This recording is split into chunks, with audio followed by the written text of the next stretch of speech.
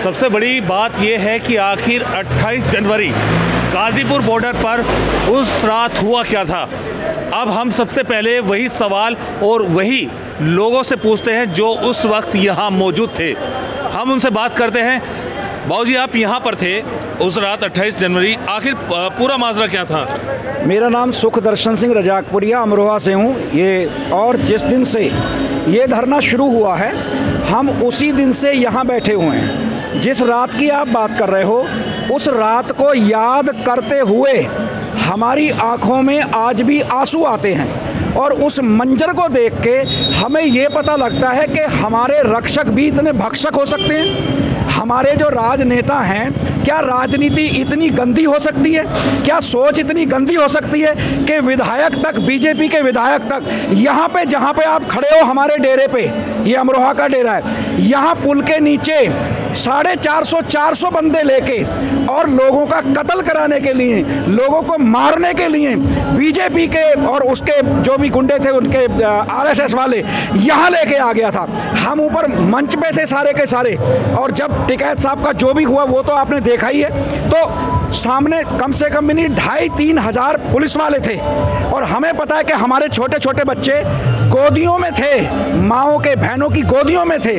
तो प्रशासन अगर हमें उठाना चाह रहा था, हमने मना नहीं किया। टिकैत साहब ने अपनी गिरफ्तारी देने के लिए मना नहीं किया, लेकिन उनका दायित्व था, उनका फर्ज था, एक नेता का फर्ज होता है, एक लीडर का फर्ज होता है कि वो अपनी जनता को छोड़ के नहीं जा सकते थे।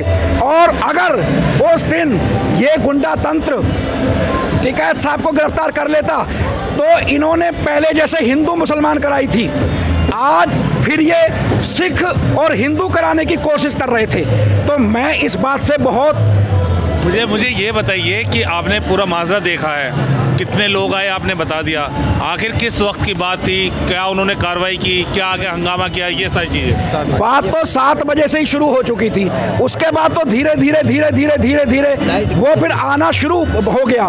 लाइट ख़त्म कर दी, पानी ख़त्म कर दिया, बिजली ख़त्म कर दी, नेट तो आज भी ख़त्म है, नेट का तो आप भी जानते हो, लैट्रीन बाथरूम सब उठा के ले गए थे। आखिर किसी तंत्र में अगर ऐसा होता हो तो हम जिम्मेदार हैं। बाकी तो लाइव तो दुनिया ऊपर से देख रही थी कि स्टेज पे चढ़ के एक हमारा इतना लीडर जो आंसुओं से रोया है, जिसके आंसुओं का सैलाब आज हिंदुस्तान के बच्चे के दिल में। मेरे से यहाँ अभी मेरा इंटरव्यू हुआ था ऊपर, तो वो पूछ रहे थे कि भाई ये तो जो मतलब धरने हैं या ये तो जाट और सिखों का हो गया। बस मैंने कहा ये हर उस बंदे का जो रोटी खाता है, अनाज के साथ संबंध है जिसका, जो रोटी खाता है वो धरने पे है और वो धरना करेगा, वो अपना हक मांगेगा जो रोटी खाता है। तो इसको जाट पहले जैसे खालिस्तान से जोड़ दिया, पंजाबियों से जोड़ दिया, फिर हरियाणियों से जोड़ दिया। अजीब मतलब कहने का ये है कि इनकी राजनीति कितनी गंदी हो सकती है, ये कोई शब्द मेरे पास नहीं है। तो आपने बताया कि विधायक आए थे, अपने बंदों के साथ यहाँ पर आए, उसके बाद भी जो है विधायक नंद किशोर जो हैं, गुज्जर हैं यहाँ के, वो लोनी के विधायक हैं, उन्होंने उसके बाद वीडियो की है और उसमें कहा है कि किसान आतंकवादी हैं, अगर प्रशासन से नहीं उठ रहे तो मैं उठा देता हूँ 24 घंटे में। तो उनके लिए क्या जवाब देंगे आप? सर जी, यही तो मैं नहीं, हमें पूरे भारतवासियों को ये जवाब देना चाहिए कि भाई इनका जब भी कोई अपनी मांगे मांगता है और इंसानियत से मांगता है, शांति से मांगता है, तो तभी इनका कोई ना कोई गुंडा, मैं इनको गुंडा बोलता हूँ, कोई ना कोई गुंडा उठता है। कभी वो लेडीज उठती है, मैं उठाऊंगी धरना, कभी कोई नेता उठता है, मैं उठाऊंगा धरना। अरे भाई, धरना उठाने का तेरा काम है कि किसी और का काम है? तू अपना काम कर, जो धरना प्रशासन उठाएगा उसकी ड्यूटी लगी है वो करेगा। इसका मतलब है ये गुंडा तंत्र है, गुंडा तंत्र। तो उस रात, पूरी रात आपने धारा 144 देखी है, सारे मसले देखे, तो पूरी रात कैसे रहा था? भाई पूरी रात यहाँ पर हम लोगों को पता, हमारे पे हम जो 250 आदमी यहाँ पर बचा था और यहाँ पर 2500 फोर्स लगा दी गई थी, ठीक है ना। यहाँ का जो लोकल विधायक है नंद किशोर जो गुज्जर है, यहाँ का जो लोकल विधायक है, वो अपने कम से कम 500-600 गुंडे लेकर यहाँ पर चारों तरफ घूम रहा था, ठीक है ना। हम लोगों पर हमला करवाने वाला था वो लोगों ने। ये हमारे बाबा टिकैत ने जो क्या नाम है, इन्होंने गिरफ्तारी के लिए इतनी ज़्यादा फोर्स मंगा रखी थी, पर लेकिन बाबा टिकैत ने कह दिया मैं इन बच्चों को छोड़कर कभी भी नहीं जाऊँगा, ना सिख धर्म की पगड़ी पे आने दूँगा। मैं इनकी साथ हूँ, मैं अपने बच्चे छोड़कर, मेरे को क्या भरोसा है ये कहाँ यहाँ जाए, थोड़ी देर बाहर जाएंगे और पता नहीं क्या करते हैं मेरे बच्चों के साथ। मैं अपने बच्चों को छोड़कर कहीं नहीं जाऊँगा। तो प्रशासन इससे पीछे उठ गया और रातों रात हमारे यहाँ पर जितने भी ज़िले हैं सब ज़िले में यहाँ पर किसान आ चुका। अब भी हमारी कम से कम 1000 ट्राली आ रही हैं अभी पीछे से, बहुत ज़्यादा आप देख ही रहे हो पीछे से। आप कैमरेमैन को बोलो कितना दिखाएं, तो इतना किसान आ रहा है। बाबा टिकैत का एक आंसू नीचे गिरे नहीं देंगे हम।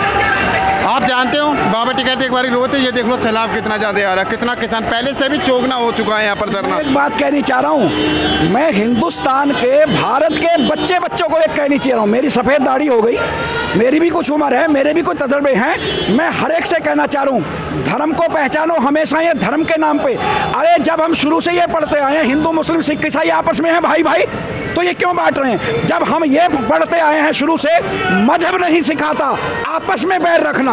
अगर कोई मजहब आपस में बैर रखना सिखाता है तो वो मजहब नहीं है, वो धर्म नहीं है। और सबसे बड़ा धर्म तो इंसानियत का धर्म है। हमारे गुरु नानक साहब ने जो भी यहाँ पे देवते देवी जो भी पैदा हुए उन्होंने इंसानियत सिखाई है। अभी हमारे मुसलमान भाई, वहाँ मेरा इंटरव्यू था, मुसलमान भाई अपने देग से वो चावल बना रहे हैं, जो उनकी श्रद्धा भावना, उनकी घरवाली तक साथ में आई हैं और वो रोटी बना के लोगों को परोस रही है। लेकिन हमें यहाँ तक सिखा दिया गया था कि जी नहीं, मुसलमान के हाथ का मत खाओ। और कोरोना काल में तो ये जो गोदी मीडिया था या जो हमारा ये प्रशासन है, इन्होंने सब धोने धो दिए थे, सब धोने धो दिए थे। कैमरा लेके रिपोर्टर, अरे ठीक है रोटी कमानी है, रोजी कमानी है, तुम्हारी रोटी रोजी का सवाल होगा, लेकिन कम से कम किसी के बच्चे मरवा के, किसी का हत्या करके रोजी मत कमाओ, चाहे भूखे भूखे रह जाओ। कैमरा मुसलमान भाइयों के पीछे भागता था ले लेके, ये भज गया, वो भज गया, ये भज गया, कहाँ गया वो, कहाँ गया? तो मैं ये हिंदुस्तान के भारत के एक एक बच्चे से, नौजवान से ये कहना चाहता हूँ कि भाई धर्म इंसानियत का है। अभी मैं छोटी सी बात कह रहा हूँ, मेरे पगड़ी बांधी है, ये पगड़ी मैं आपको बांध दूँ तो आप सिख लगने लगोगे। अगर मेरे टीका लगा दिया, मेरे टोपी लगा दी तो मैं मुसलमान बन जाऊंगा। ये तो करते ही ये हैं, ये करते ही ये हैं। तो इसलिए हमें लिबास पे नहीं जाना चाहिए। अब मैं एक छोटी सी बात और ही कहनी चाहता हूँ, हमारे बाबा टिकैत जी हैं, आप इस चीज़ को देखो कि हमारे सरदार थे एक, पता होगा, उन पे गाना भी बना दिया लोगों ने कि चूड़ियों पा के, तुम यहाँ से चूड़ी पा के और पीछे को बाल करके, गुत्थ कहते हैं जिसे हम पंजाबी में, वो करके जाता। वीएम सिंह क्या किया, 2 महीने जब यहाँ बिलों पे बैठे रहे आप, 2 महीने जब बिलों पे बैठे रहे, उसके बाद आप यहाँ से भज गए, यहाँ से चले गए। तो मेरा कहने का मतलब क्या पूरी जनता बुरी है? अरे जो थोड़ा बहुत अगर किसी ने, इन्होंने जो कराया है उपद्रव, जो इन्होंने बदमाशी कराई है, वो तो सबको पता है। लाल किले पे 26 जनवरी को इतने ट्रैक्टर बढ़ जाएंगे, इन्होंने बाड़े हैं। बैरिकेड किसने लगाए थे? जो हमारे रास्ते सब। तो वीएम सिंह तो यहाँ से जा चुके हैं। हाँ। तो अब तो इस कार्य में कुछ हम वीएम सिंह को जा चुके हैं, हमें पता है, सारी दुनिया को पता है। हाँ। हम लानत पा रहे हैं, लानत उनको, इसलिए उनका नाम लिया है। ऐसा मर्द नहीं चाहिए, ऐसा जो मैदान छोड़ के। मैं एक छोटी सी बात बता रहा हूँ आपको, एक छोटी सी बात बता रहा हूँ। मैंने कभी एक शायर, जिंदाबाद, मैंने एक शेर याद करा हुआ है, मेरी जिंदगी का मतलब कुछ दिल से है कि कुछ लोग वो होते हैं जो चलते हैं ज़माने के साथ साथ, भेड़ कहते हैं जिन्हें भेड़ें। कुछ लोग वो होते हैं जो चलते हैं ज़माने के साथ साथ, मगर मर्द वो होते हैं जो बदल देते हैं ज़माने को। एक बात बताओ, 26 जनवरी के दिन जो हमारा रूट तय करा गया था, उसके आगे इन्होंने बैरिकेडिंग कर दी, ठीक है ना। हमारे ट्रैक्टर सीधे इन्होंने दिल्ली में बाढ़ दिए सारे, ITO हो गया, लाल किले में। एक बात बताओ, लाल किले के अंदर 1000 आदमी कहाँ से आएगा? धारा 144 लगी हुई है वहाँ पर, वहाँ परिंदा पर नहीं मार सकता। तो प्रशासन से गृह मंत्री अमित जी, नरेंद्र मोदी ने यहाँ पहले क्यों बंदे बैठा रखे थे इतने वहाँ पर कि लाल किले के अंदर अपने बंदे बैठाकर अपने बंदों से हिंसा कराई गई, ठीक है ना। और बदनाम हम लोगों को करा जा रहा है, किसानों को, सिखों को बदनाम करा जा रहा है। शर्म आनी चाहिए ऐसी सरकार को यार। मैं तो लानते भी देता हूं। मैं कहनी चाहूँगा, हाँ। सिंगू बॉर्डर पे हमला हुआ सर जी, यहाँ बच्चा दिल से आया है, दिल से।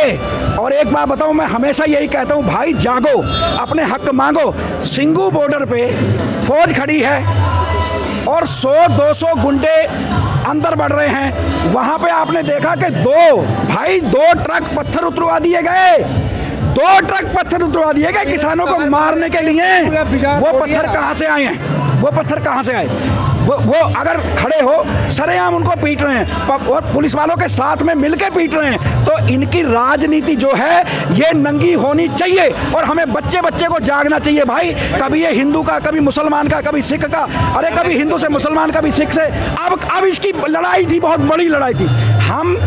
हमें बचपन से ये सिखाया कि हिंदू घर में अगर कोई बच्चा पैदा होता तो उसको बड़े को सरदार बनाते थे, बोलते थे कि पगड़ी बांधेंगे, ये सरदार है। और उनको भाइयों को आपस में लड़ा रहे हो, ये पहचान लिया। अब पहचान लिया तो इसलिए मैं ये कहना चाहूंगा, मैं फिर कह रहा हूं, अगर हम जाग जाएंगे तो ये हमें लड़ाएंगे नहीं। अब ये हिंदू और सिख जो कराना चाह रहे थे, मैं कह रहा हूं ये बिल्कुल हमारे बाबा टिकैत ने नहीं होने दिया और हमारी सबकी लाज रखी। उन्होंने एक बात कही थी कि 84 नहीं होने दूंगा।